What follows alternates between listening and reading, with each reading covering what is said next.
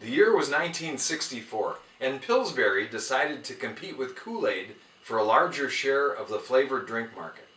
So they came out with a line of instant fruit-flavored drink mixes called Funny Face. Each flavor was assigned a cartoon character and a funny name: Goofy Grape, Freckle-Faced Strawberry, Loudmouth Lime, Rootin' Tootin' Raspberry, Jolly Ollie Orange, and Choo Choo Cherry. Later, they added Lefty Lemon and Captain Black Cherry. The Bible says that Christians are to be fruit-flavored too. Fruit-flavored. That's the title of this week's Fuel for the Fire. It's volume 592. Have you ever wondered what the characteristics of a Christian are? If we are to reflect Jesus, what does that look like?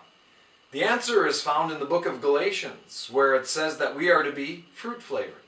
And while there were only 8 flavors of Funny Face drinks, there are 9 fruit of the Spirit. But the fruit of the Spirit is love, joy, peace, long-suffering, gentleness, goodness, faith, meekness, temperance. Against such there is no law. Galatians 5:22 and 23. The fruit of the Spirit is what we produce when we love Jesus and are growing in His Word. The fruit of the Spirit is different than the gifts of the Spirit in that each believer possesses a limited number of the gifts, but should exhibit all of the fruit. Take note that the Bible refers to the fruit as singular and the gifts as plural. You may possess one or more of the gifts, but when it comes to the fruit of the Spirit, either you are fruit-flavored or you're not.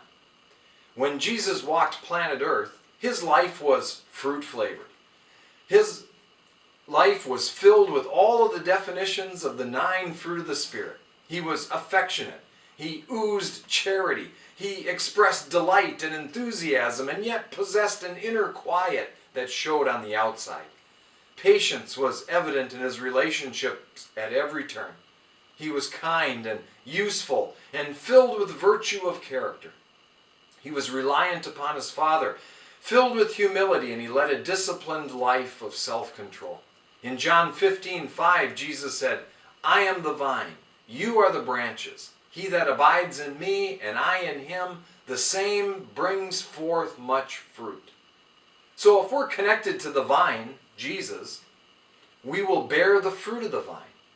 It's not really something you have to work at. It happens as you grow in your relationship with Jesus. If you do the things necessary for good spiritual health, the natural outgrowth is that you will produce fruit. You will be fruit-flavored. Love, joy, peace, patience, kindness, goodness, faithfulness, gentleness, and self-control.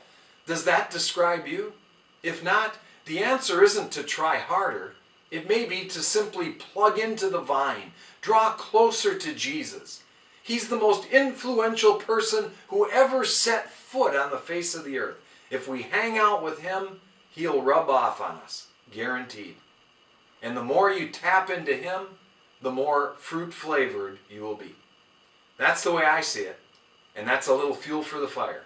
And remember, I love you guys.